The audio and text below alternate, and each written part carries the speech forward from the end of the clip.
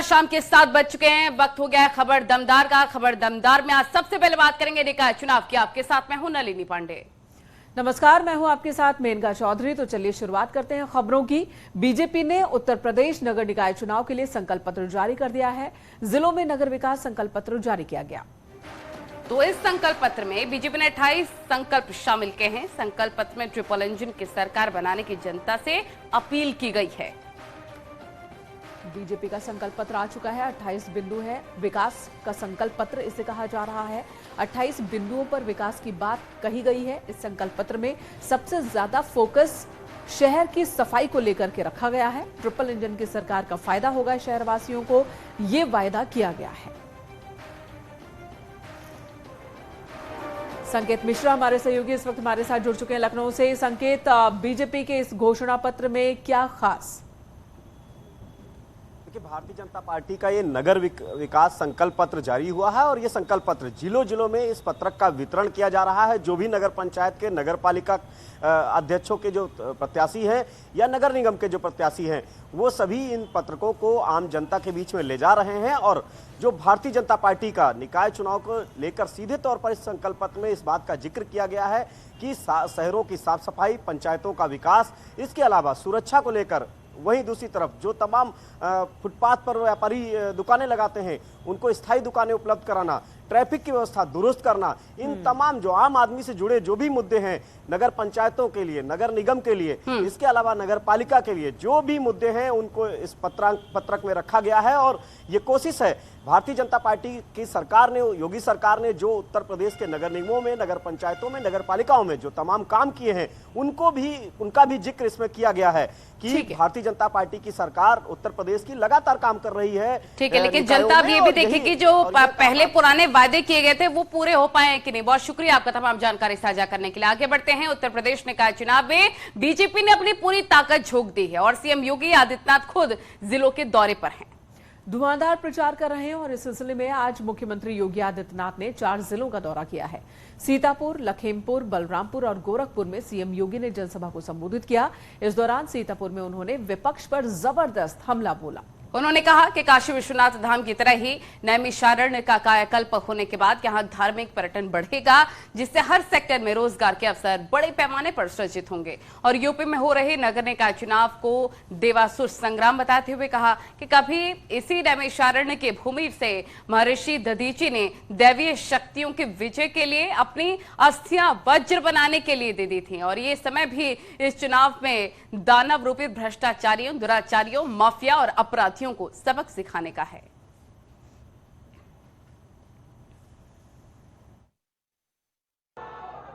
देवासुर संग्राम में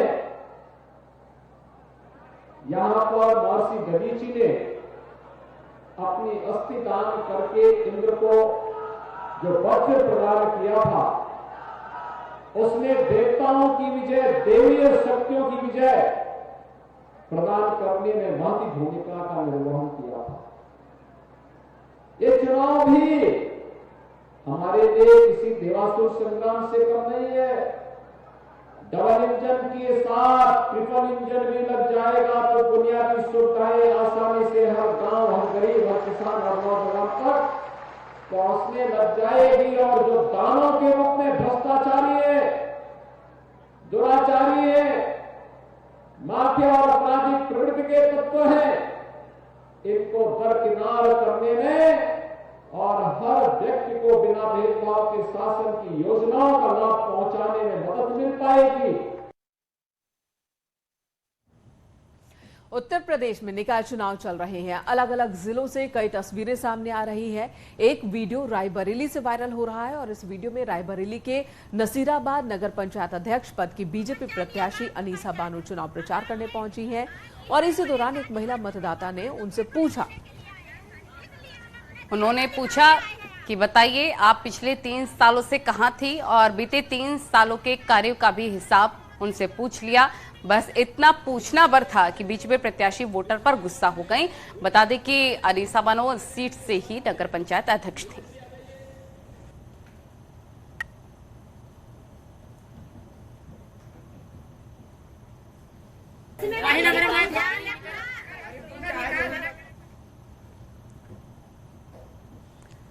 अब चलिए कुछ अन्य खबरों का रुख कर लेते हैं। यौन शोषण के आरोपों पर दिल्ली पुलिस ने सुप्रीम कोर्ट में रेसलिंग फेडरेशन ऑफ इंडिया यानी कि WFI के अध्यक्ष बृजभूषण शरण सिंह पर आज केस दर्ज करने की बात कही है। दिल्ली पुलिस ने आज सुप्रीम कोर्ट में यह बयान दिया। 21 अप्रैल को एक नाबालिग समेत 7 महिला रेसलर्स ने बृजभूषण के खिलाफ यौन शोषण की शिकायत की थी। केस न दर्ज होने पर रेसलर्स ने सुप्रीम कोर्ट में याचिका दाखिल की। आज सुनवाई के दौरान रेसलर्स की ओर से सीनियर एडवोकेट कपिल सिब्बल ने कोर्ट में कहा कि महिला रेसलर्स को सुरक्षा मुहैया कराई जाए और रिटायर्ड जज इस केस की निगरानी करें। हालांकि इस दलील पर अदालत ने दिल्ली पुलिस को सुरक्षा मुहैया कराने का आदेश दिया है। कोर्ट ने पुलिस से अगले शुक्रवार तक हलफनामा दाखिल करने को भी कहा। इसमें बताना होगा कि उसने क्या कदम उठाए हैं और कोर्ट ने इस मामले की अगली सुनवाई के लिए 17 मई की तारीख तय की है।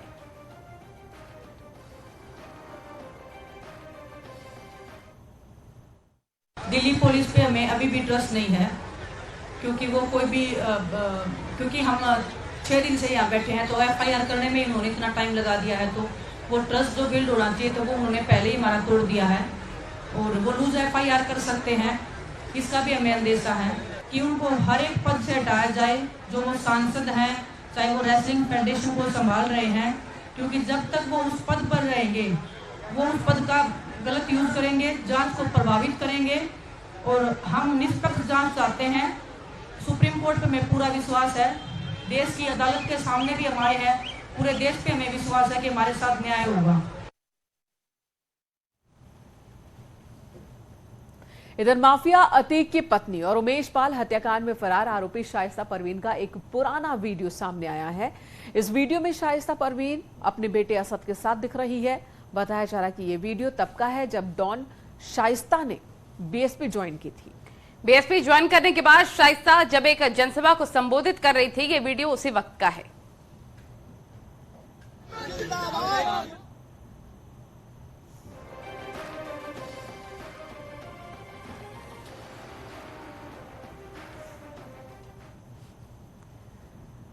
तो देखिए, फरार शाइस्ता को पकड़ना इसलिए भी आसान नहीं है क्योंकि शाइस्ता के साथ बुर्के वाली एक ब्रिगेड चलती है और सूत्रों की माने तो इस ब्रिगेड में तमाम ऐसी महिलाएं हैं जो शाइस्ता को पनाह देती हैं, उसे आने जाने में मदद करती हैं और छापेमारी के दौरान पुलिस को गुमराह करने के लिए मूवमेंट भी करती हैं। आइए समझते हैं कैसे काम कर रही है ये बुर्का ब्रिगेड।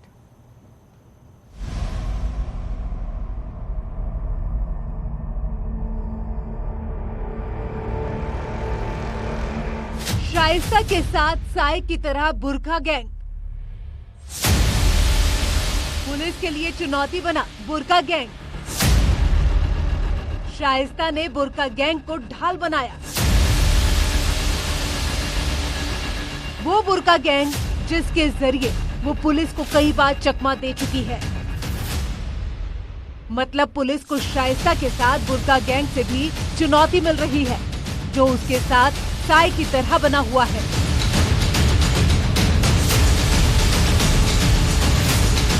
असल में प्रयागराज के कई इलाकों में माफिया अतीक अहमद के कट्टर और पुराने समर्थक हैं, जो पुलिस के आने पर खुद सामने नहीं आते हैं बल्कि परिवार की बुर्का पहनी महिलाओं को आगे कर देते हैं, जो पुलिस के लिए नई चुनौती बन जाती है। इसी बात और वक्त का फायदा उठाकर माफिया अतीक अहमद की पत्नी शाइस्ता परवीन लोकेशन बदल देती है।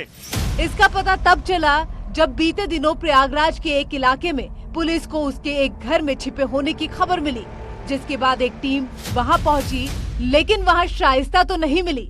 लेकिन पता चला कि पास की एक मस्जिद में कुछ महिलाएं शाइस्ता के लिए कलमा पढ़ रही हैं। पुलिस जब वहां पहुंची तो भारी संख्या में बुर्का पहने महिलाएं वहां मौजूद थी, जिसके बाद पुलिस को मजबूर होकर वहां से लौटना पड़ा था। माना जा रहा है कि ये महिलाएं अतीक गैंग का ही हिस्सा है, जो इस वक्त शाइस्ता के साथ साय की तरह है।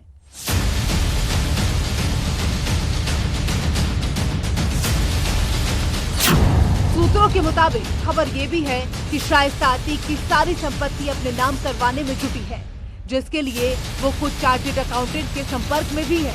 इसीलिए उसके ठिकाने बदलकर बार बार भगाने की एक वजह ये भी बताई जा रही है।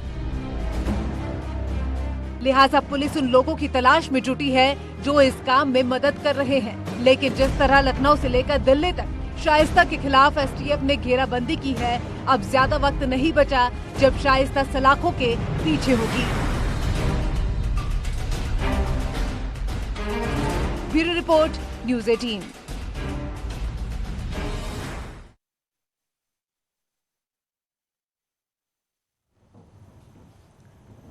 और वहीं मऊ में माफिया मुख्तार अंसारी के करीबी बैजनाथ यादव पर गैंगस्टर एक्ट के तहत सख्त कार्रवाई की गई है। प्रशासन ने 1 करोड़ रुपए की उसकी 2 संपत्ति कुर्क की है। आपको बता दें, बैजनाथ यादव बाराबंकी एम्बुलेंस के प्रकरण में मुख्तार अंसारी के साथ आरोपी आनंद यादव का पिता है। उस पर अवैध हथियार फैक्ट्री के संचालन का भी आरोप है।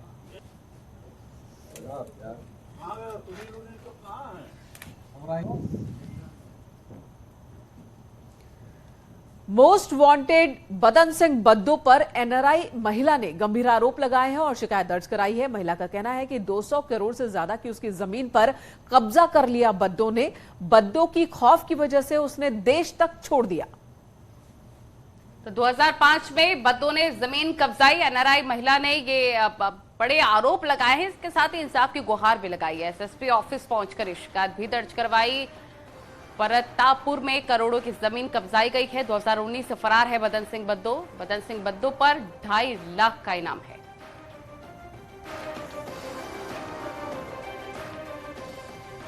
और आजमगढ़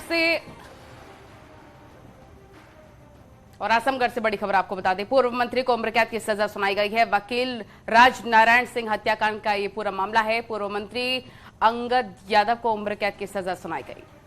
पूर्व मंत्री समेत 4 लोग हैं जिन्हें आजीवन कारावास की सजा सुनाई गई है। एमपीएमएलए कोर्ट की ओर से यह फैसला आया। 4 आरोपियों को कोड नंबर 3 आजीवन कारावास और 20,000 रुपए का जुर्माना लगाया गया है। 19 दिसंबर 2015 को सुधारी थाना क्षेत्र में गोली मारकर अधिवक्ता राज नारायण सिंह की हत्या हुई थी।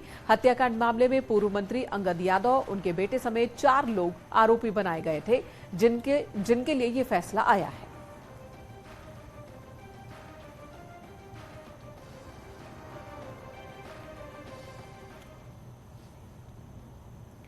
इधर मथुरा के श्री कृष्ण जन्मभूमि शाही ईदगाह विवाद में आज कोर्ट में सुनवाई हुई। सिविल जज सीनियर डिवीजन की अदालत में अखिल भारतीय हिंदू महासभा की याचिका पर सुनवाई हुई है। कोर्ट ने सभी पक्षों को सुनते हुए अगली तारीख दी है। तो अब इस मामले में 11 मई को अगली सुनवाई होगी।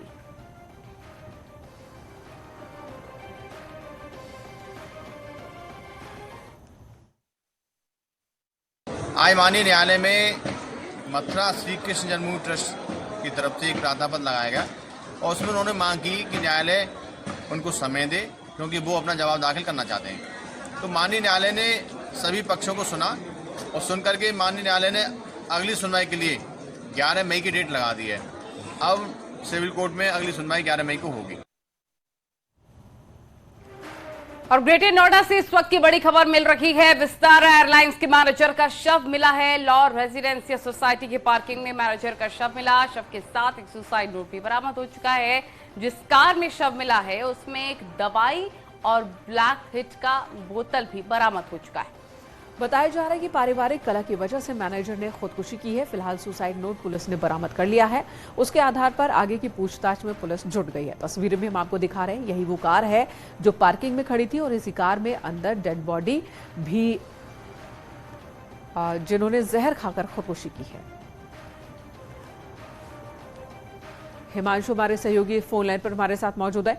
हिमांशु, इस बारे में और क्या इंफॉर्मेशन पुलिस की ओर से और परिवार की ओर से? बिल्कुल, देखिए ये घटनाक्रम जो है ग्रेटर नोएडा वेस्ट की लॉ रेजिडेंशियल सोसाइटी है, वहां का है, जहां पर ये विस्तारा के मैनेजर हैं और ये नौकरी के लिए ऑफिस जाने के लिए गुड़गांव के लिए निकले थे। लेकिन जब ये वहां नहीं पहुंचे उसके बाद इनकी तलाश शुरू हुई तो सूचना मिली कि बेसमेंट में एक गाड़ी खड़ी हुई है और जब इसकी पहचान की गई तो मालूम पड़ा कि ये लॉ रेजिडेंशिया के ही निवासी हैं। जांच में ये सामने आया और मौके पर आपको बता दें कि एक प्रेस नोट भी मिला है जिसमें पारिवारिक कलह बताई जा रही है सुसाइड की। इसके साथ साथ आपको ये भी बता दें कि साथ में एक दवा मिली है और दवा जो है वो भी जो है स्वास्थ्य के लिए बेहद हानिकारक है, जिसको खा के ही इन्होंने अपनी आत्महत्या की है और लिहाजा पोस्टमार्टम के लिए शव को भेज दिया गया है। फिलहाल परिवार से पूछताछ की जा रही है और जो पत्नी है वो अपने बच्चे के साथ कोटा में मायके में रह रही थी और जो मृतक है वो अपने पिता के साथ यहाँ पर रह रहा था। जी हिमांशु, धन्यवाद इस वक्त पूरी जानकारी देने के लिए। उधर फिरोजाबाद में नगर निगम के भवन पर अवैध कब्जे का खुलासा हुआ है। नगर निगम ने यहां महर्षि वाल्मीकि भवन का निर्माण कराया था, जिसकी देखरेख का जिम्मा एक युवक को दिया गया था। तो युवक ने अवैध तरीके से भवन को किराए पर दे दिया था, लोगों से इसके लिए किराया भी वसूला करता था और यही नहीं, भवन के महर्षि वाल्मीकि की जो प्रतिमा लगी थी उसे भी ढक दिया गया था। नगर निगम ने अब इस भवन को खाली करवा दिया है। 15 दिन के लिए हम रखने के लिए एक बार 2 दिन के लिए कह रहे हो लेकिन क्या। और यूपी में नगर निकाय चुनाव को देखते हुए पुलिस लगातार चेकिंग अभियान चला रही है। चेकिंग के दौरान सहारनपुर पुलिस को आज बड़ी कामयाबी हाथ लगी है। पुलिस ने अवैध हथियार फैक्ट्री का खुलासा किया।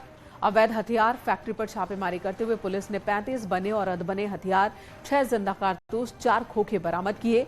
पुलिस ने मौके से हथियार बनाने वाले 3 अभियुक्तों को गिरफ्तार भी किया है। सहारनपुर एसएसपी की ओर से ये बड़ी कार्रवाई की गई है।